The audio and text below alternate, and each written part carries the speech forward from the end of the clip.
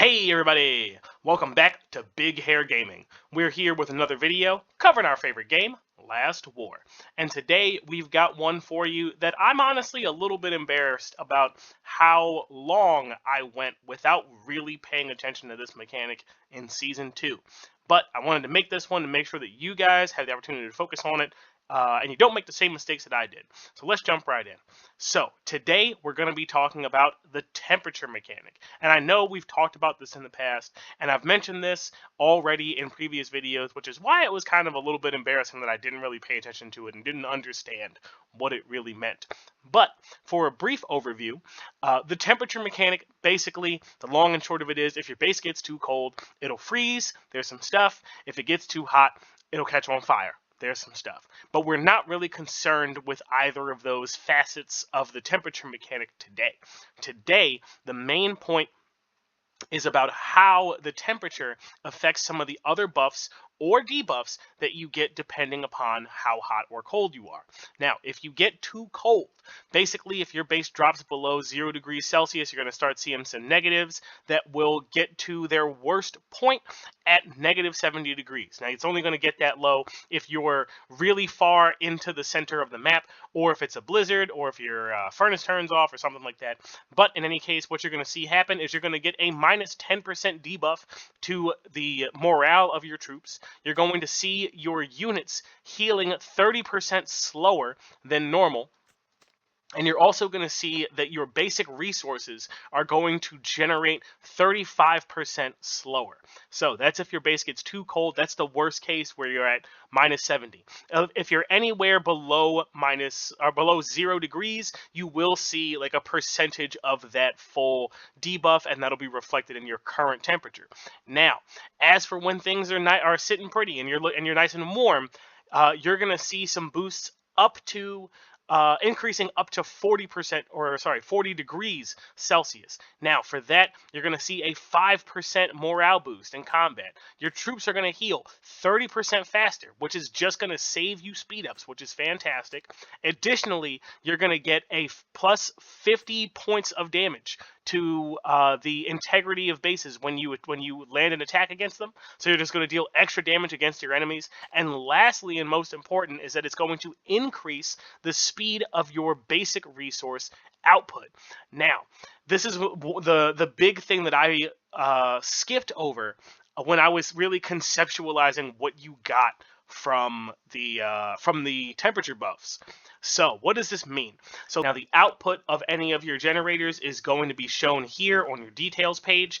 This is going to be the output per hour that you generate. So this number here does take into account stuff like your current temperature. It's going to add in any of the buffs from your survivors that you have assigned to that particular resource generator. It's going to include your research and any buffs that you have from that. So the sum of all of that is going to be shown here in your total output. So one thing to take into account is because this does take into account all of your buffs for a particular generator, that when you get your 100% increase to your output, it's not going to be off like to this number that you see here, but rather to whatever your base output generation is. So that is the number that gets affected. So like with our capital buffs, when you get the 50% increase to your construction speed, for example,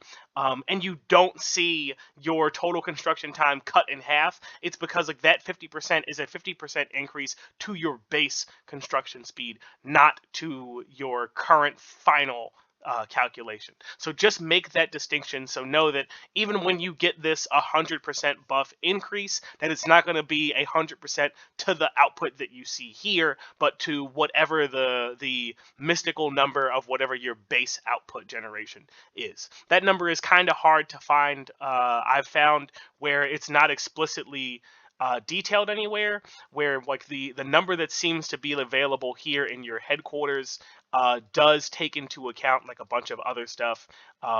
So it's a bit hard to kind of get a feel for what your actual base is because I don't think that this value here takes into account stuff like your temperature and so forth. But the math is there if you want to go through it and try to figure out what your base value is, if you really, really want to know the nitty gritty of the numbers. But it's just simply important to know that you will get that 100% boost to your base output speed for each of your generators.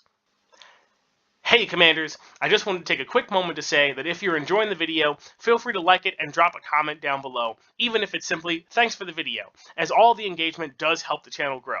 If you're new, feel free to subscribe as I've got a bunch of tutorials, guides, and explanations on gameplay mechanics, heroes, and strategies to succeed. Lastly, I want to mention that I do have channel memberships available, so if you really want to support the channel, you can get a cool flare and symbol next to your name in the comments, you'll get member shoutouts, as well as being able to join in on some live stream recordings for battles and events. Feel free to hit the join button down below to check that out, but with that, let's get back to it. But wait, there's more.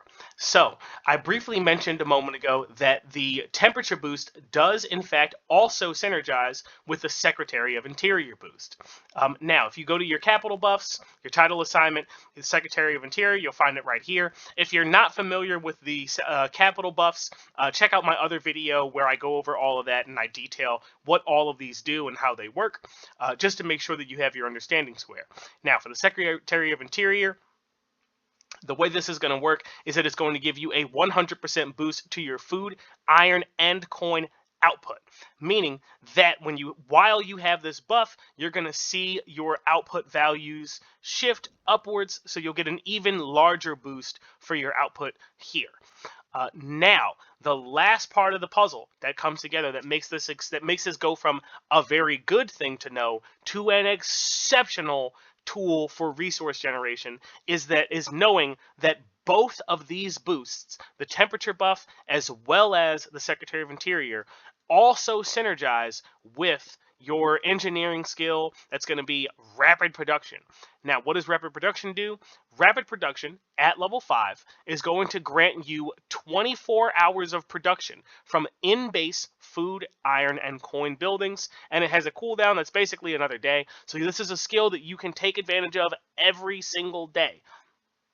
And the way rapid production works is that it does this calculation for what's 24 hours of your production from your in-base stuff off of whatever your output per hour is. It's simply this value times 24 for each of your generators. So you take that and that's your 24 hours of production. So that's the secret strategy to getting like tons and tons of resources every single day, is that every time that you go to collect your resources, you want to make sure that you're boosting up your temperature. You want to make sure that you go and you grab that capital buff, and then you want to pop your rapid production. Now, to make sure that we're confident in these statements, what I've done is I've sat down and taken note of my top generators of each type at various temperatures and with the Secretary of Interior buff. And you can see in this image, moving from left to right, we increase the temperature, and then in the last column, we add the Secretary of Interior buff. And you can see that the outputs per hour do increase for each generator as we go across.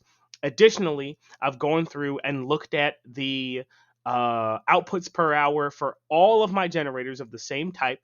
I've summed those up, as you can see in the top right-hand corner of the image, and then multiplied that by the 24 hours. And you can see that we do, in fact, get the values that are reflected when we use the rapid production skill in the game. So we can confirm that everything is working as described, and we do get the resources that are available. I know that I'm likely to get some comments from folks who are skeptical, rightfully so, because we have had a number of times in the game where certain things were stated to work one way by the description in the game, but in actuality might have been bugged or had an issue with it, and they didn't work as described. But I can confirm that at least for now, the rapid production skill does synergize with both an increased temperature and the Secretary of Interior.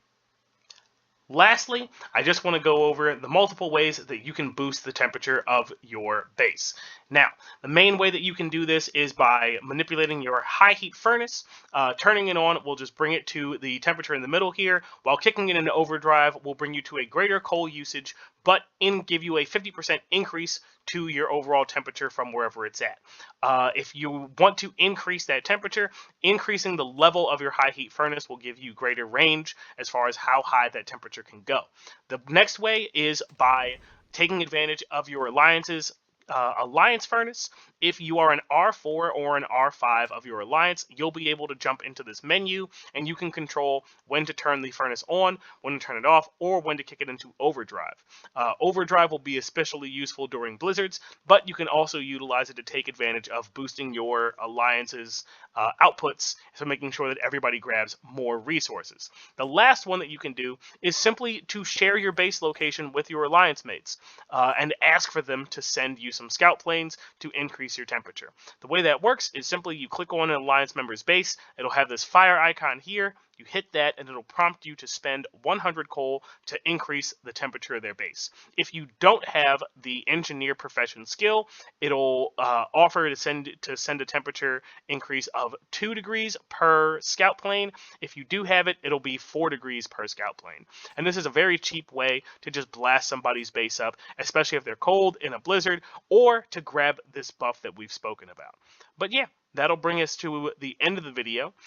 If this has been helpful to you, if you've learned something, feel free to like, comment, and subscribe, and share the video with your alliance mates, because all that sorts of stuff does help out the channel grow. And I do really appreciate it.